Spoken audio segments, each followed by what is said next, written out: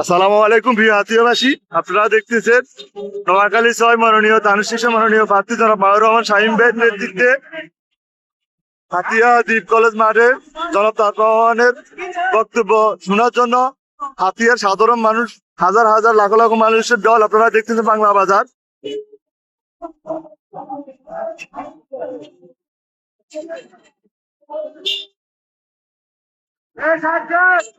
আপনারা দেখতেছেন